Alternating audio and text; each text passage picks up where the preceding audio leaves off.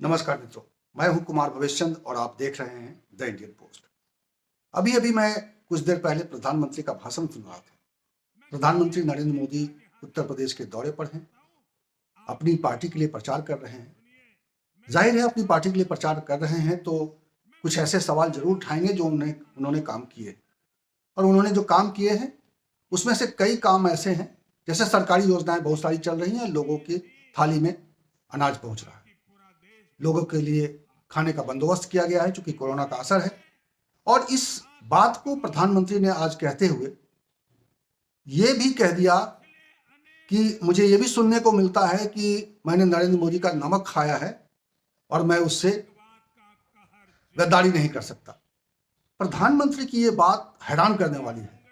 प्रधानमंत्री या सरकारी जो योजनाएं चल रही है और सरकारी योजनाओं के जरिए जो लोगों को अनाज मिल रहा है, गरीबों को अनाज मिल रहा है, वो किसी खैरात की चीज नहीं है, वो किसी के खाते से नहीं जा रही है, वो भारत सरकार के खजाने से जा रहा है और ये किसी की व्यक्तिगत जागीर नहीं है। लेकिन प्रधानमंत्री कुछ इस तरह से आपके सामने और अपने समर्थकों के सामने, वोटरों के सामने पेश कर रहे हैं जैसे वो उनकी ओर से ये दिया गया खैरात है। दरअसल चुनाव में जब नेता, राजनीतिक लोग मंच पर आते हैं तो वो कुछ ऐसा भी कर जाते हैं, ऐसा भी बोल जाते हैं जो शायद उचित नहीं होता है, और इस बार चुनाव में भी कुछ ऐसा ही हो रहा है। मैं अभी जो उन्होंने कहा है, जो और भी खतरनाक बात कही है, और वो शायद घबराहट में कह रहे हैं प्रधानमंत्री, क्योंकि भारतीय जनता पार्टी की स्थिति उत्तर प्रदेश में अच्छी नहीं बताई जा रही है। 2 दौर के चुनाव जिसमें भारतीय जनता पार्टी की अच्छी खासी बढ़त थी, वहां पे भी उनको झटका लगा है। और तीसरे दौर में जो आज चुनाव हो रहा है वो यादव बेल्ट में है और उसके अलावा बुंदेलखंड में है, जहां पर भारतीय जनता पार्टी के जो नेता हैं उनके बारे में अच्छी रिपोर्ट नहीं है। माना यह जा रहा है कि वहां भी उनको करारा झटका लग सकता है। यानी 3 दौर के चुनाव के बाद जिस तरीके से भारतीय जनता पार्टी को उत्तर प्रदेश में मुंह की खानी पड़ रही है, जिस तरह से भारतीय जनता पार्टी को लग रहा है कि उसके नीचे से जमीन सरक रही है, उसके समर्थन जो 17 में मिला था उस तरह का कोई समर्थन नहीं है, और ये सारा समर्थन समाजवादी पार्टी की ओर बढ़ता हुआ दिखाई दे रहा है।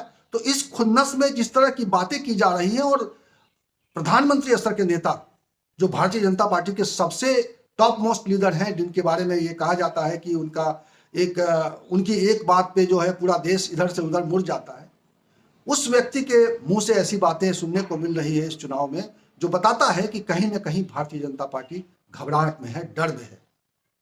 कहते हैं ना, मैं बार बार इस बात को कहता हूं और लाइटर मोड में कहता हूं कि डर के आगे जीत है। ये एक कोल्ड ड्रिंक्स का विज्ञापन का एक टैगलाइन है, लेकिन ऐसा लगता है कि भारतीय जनता पार्टी ने ये समझ लिया है कि उसने जो काम किया है 5 साल में, उसकी वजह से उसे जीत हासिल होने नहीं जा रही है, बल्कि उस डर की वजह से होने जा रही है जिस डर को वो दिखाने की कोशिश कर रहे हैं। और इस डर को दिखाने की कोशिश में आज जो एक नया चैप्टर जुड़ गया, अपने विरोधियों को आतंकवादियों का समर्थक बताने की कोशिश में प्रधानमंत्री ने क्या क्या कह डाला। मैं चाहता हूं कि आप वो खुद सुनिए और आप तय करिए कि प्रधानमंत्री सही कह रहे हैं या प्रधानमंत्री गलत कह रहे हैं, या मैं गलत कह रहा हूं। अगर मैं उस प्रधानमंत्री के उस भाषण की विवेचना गलत तरीके से कर रहा हूं तो मुझे माफ कीजिएगा, आप मुझे कमेंट बॉक्स में आकर लिखकर बताइएगा कि मैं गलत कह रहा हूं और मैं गलत तरीके से एनालाइज करने की कोशिश कर रहा हूं। लेकिन मुझे ऐसा लगता है कि 15 मिनट प्रधानमंत्री ने जिस विषय पर बहुत विस्तार से चर्चा की है, जिस पर पूरे डिटेल्स में बातें की है, पहले तो भारतीय जनता पार्टी की ओर से मुजफ्फरनगर कांड को जिंदा करने की कोशिश की गई। आदमी अपने बुरे दिन को भुलाता है, बुरे दिन को याद नहीं करता है। बुरे दिन को याद करके अपने अच्छे दिन लाने की कोशिश करता है, अच्छे वक्त को लाने के लिए का आश्वासन देता है। लेकिन प्रधानमंत्री की ओर से जिस तरह की बातें की गई, उन्होंने गुजरात में हुए आतंकवादी घटनाओं का जिक्र करते हुए जिस तरह से एक डर का माहौल बनाने की कोशिश की, और ऐसा माहौल बनाने की कोशिश की जैसे उत्तर प्रदेश में उनका जो विरोधी है, उनका जो प्रतिरोध करने के लिए उनके सामने खड़ा है, वो आतंकवादियों को संरक्षण देने वाली पार्टी है। इस तरह का आरोप निश्चित रूप से चुनाव के ऐसे मौके में मुझे नहीं लगता है कि कानून संगत है। चुनाव आयोग इस पर नजर रखे हुए है, लेकिन चुनाव आयोग भी किस तरह से काम कर रहा है ये हम और आप सभी जानते हैं। मैं चाहता हूं, इसीलिए मैं ज्यादा नहीं बोलूंगा, और मैं चाहूंगा कि आप 12 से 13 मिनट का प्रधानमंत्री का ये वीडियो जरूर सुनिए, ताकि आप खुद फैसला कर सकें कि देश का प्रधानमंत्री किस तरह से अपनी पार्टी के पक्ष में बात करते हुए असली लाइन से भटक जा रहा है और आपको आपके अंदर एक डर बैठाने की कोशिश कर रहा है। लेकिन क्या इस डर से भारतीय जनता पार्टी को उत्तर प्रदेश में कामयाबी हासिल हो पाएगी, ये भी एक बड़ा सवाल है। मैं गंभीर विषय की आज यहां से चर्चा करना चाहता हूं। आप भी मेरी बात को गौर से सुनिए। मेरे देशवासियों, मैं विस्तार से आज आपको एक बात बताना चाहता हूं। ये ऐसा विषय है जिससे सिर्फ यूपी ही नहीं बल्कि पूरा देश प्रभावित होता है। ये विषय है आतंकवाद। पिछले अनेक दशकों से हमारा देश आतंकवाद का कहर झेलता रहा है। जिहादी संगठनों की कुदृष्टि हमारी धरती, हमारी संस्कृति और हम लोगों के पर लगातार वो कुदृष्टि रही है। और आप सभी जानते हैं कि जब आतंकी हमला होता है, आतंकवाद बढ़ता है, तो इसका सबसे ज्यादा नुकसान गरीब को, मध्यम वर्ग को, उन्हीं को उठाना पड़ता है, उन्हीं को निभाना पड़ता है। जब आतंकी हमला होता है तो सामान्य मानवी की जिंदगी प्रभावित होती है, व्यापार कारोबार प्रभावित होता है, पर्यटन ठप पड़ जाता है। आपको याद होगा, एक समय था जब हर कुछ सप्ताह के बाद देश में बड़े बड़े बम धमाके होते थे, सीरियल ब्लास्ट होते थे। कभी मुंबई में बम फूटता था तो कुछ दिनों के बाद दिल्ली में बम फूटता था, थोड़े दिनों के बाद जयपुर में बम फूटता था, फिर थोड़े दिन के बाद बेंगलुरु में बम फूटता था, फिर थोड़े दिन के बाद हैदराबाद में बम फूटता था, कभी गुवाहाटी में बम फूटता था, कभी लुधियाना, कभी अगरतला, कभी इम्फाल। हिंदुस्तान के हर कोने में कितने ही शहर उस दौरान बम धमाकों से धराए, कितने ही निर्दोष नागरिक उन हमलों में मारे गए। जब मैं गुजरात का मुख्यमंत्री के रूप में वहां की सेवा कर रहा था तो उस दौरान अहमदाबाद में भी सीरियल बम धमाके हुए थे और उनका षड्यंत्र तो और शहरों में भी था।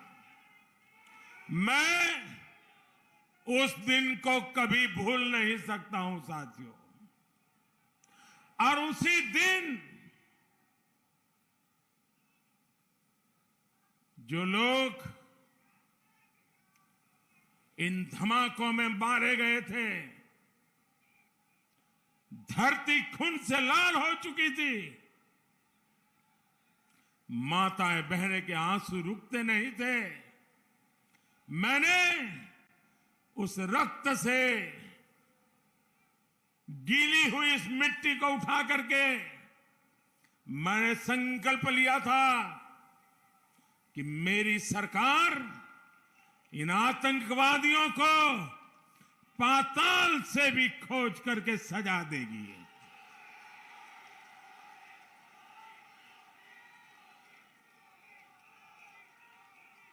साथियों, आपने देखा है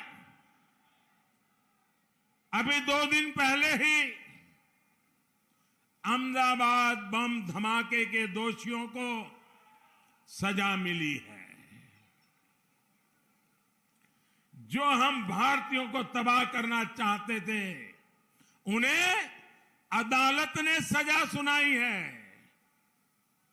अनेक आतंकवादियों को फांसी की सजा मिली है। दोस्तों,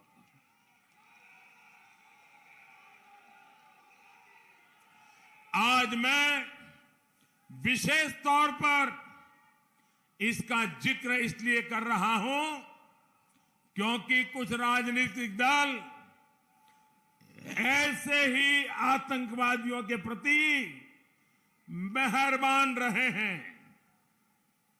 ये राजनीतिक दल वोट बैंक के स्वार्थ में आतंकवाद को लेकर नरमी बरतते रहे हैं। ये देश की सुरक्षा के लिए बहुत खतरे की बात है। इसलिए हर देशवासी को इसके बारे में जानना जरूर चाहिए। साथियों, और ये गुजरात में बम धमाके हुए, कभी आपने सुना नहीं होगा। इस बम धमाके कैसे धमाके किए गए थे? दो प्रकार से किए गए। पहले शहर में एक साथ 50-60 जगह पे धमाके, और उसके 2 घंटे के बाद अस्पताल में एक गाड़ी रखी थी, उसमें बड़ा धमाका, ताकि इन लोगों को जब अस्पताल लेके आए, उनके रिश्तेदार आए, अफसर आए, नेता आए, तब वो कार धमाका करे। अस्पताल के अंदर शायद ही पहली बार आतंकवादियों ने धमाका किया हो। वहां भी काफी लोग मारे गए। लेकिन इन्होंने क्या किया साथियों? इन्होंने क्या किया? यहां समाजवादी पार्टी का जो चुनाव सिंबल है ना, उनका चुनाव का निशान है ना, तो शुरू में जो बम धमाके हुए, वो सारे के सारे बम धमाके उन्होंने बम साइकिल पर रखे हुए थे। अब देखिए, साइकिल पे बम रखे हुए थे, और जहां लोग सब्जी वगैरह खरीदने के लिए आते हैं, वहीं साइकिल पार्क करके चले गए थे। और एक समय चारों तरफ ये साइकिलों पर रखे हुए बम धमाके फूटे। मैं हैरान हूं, ये साइकिल को उन्होंने क्यों पसंद किया? यहां उत्तर प्रदेश में साथियों 2006 में काशी में बम धमाका हुआ था। संकट मोचन मंदिर भी धमाका किया गया था। वहां के कैंट रेलवे स्टेशन भी हमला किया गया था। तब यूपी में समाजवादी पार्टी की सरकार थी। जब 2013 में समाजवादी पार्टी की सरकार फिर से सत्ता में आई, तो इन लोगों ने शमीम अहमद नाम के आरोपी पर ये बम धमाका का जो चल रहे थे, मुकदमों को वापस लेने का फैसला लिया था। भाइयों बहनों, क्या ये आपको मंजूर है? जिन्होंने काशी में धमाके किए, उनके केस वापस लेने का निर्णय उचित था क्या? ये लोगों को आप कभी भी मौका देंगे तो ये अपनी वारदातें करेंगे कि नहीं करेंगे? ऐसे ही आपको याद होगा 2007 में गोरखपुर में आतंकी हमला हुआ था। 2013 में समाजवादी सरकार ने तारिक कासमी नाम के आरोपी से केस वापस ले लिया था, लेकिन अदालत इसके लिए तैयार नहीं हुई, और फिर तारिक को समाजवादी सरकार ने केस विड्रॉ करने का निर्णय कर लिया था। अदालत ने मना किया, केस चला, और परिणाम क्या आया? 20 साल की सजा हुई दोस्तों, 20 साल की सजा। उसको वो बचाना चाहते थे। ऐसे ही 2007 में लखनऊ, अयोध्या के कोर्ट परिसर में बम धमाके हुए थे। 2013 में समाजवादी सरकार ने फिर आतंकी पर चल रहा मुकदमा वापस ले लिया था, लेकिन इस मामले में भी अदालत ने समाजवादी सरकार की साजिश नहीं चलने दी और आतंकी को आजीवन कारावास की सजा सुनाई।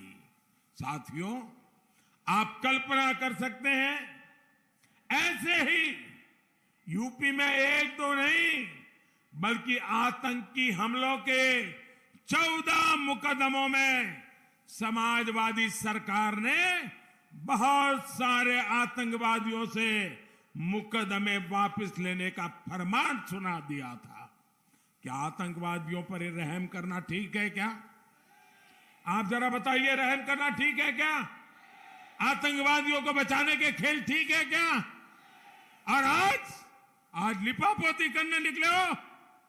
ये लोग विस्फोट कर रहे थे, धमाके कर रहे थे, और समाजवादी पार्टी सरकार इन आतंकवादियों पर मुकदमा तक नहीं चलने दे रही थी।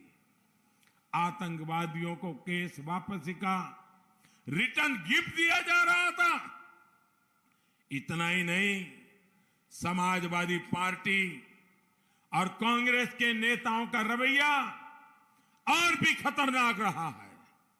ये लोग ओसामा जैसे आतंकवादी को जी कहकर बुलाते हैं। ये लोग बाटला हाउस एनकाउंटर में आतंकवादियों के सफाए पर आंसू बहाते हैं।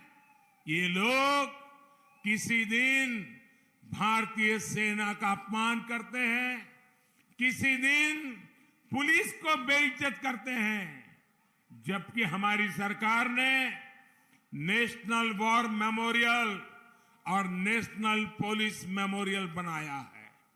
हम हर शहीद का सम्मान करते हैं।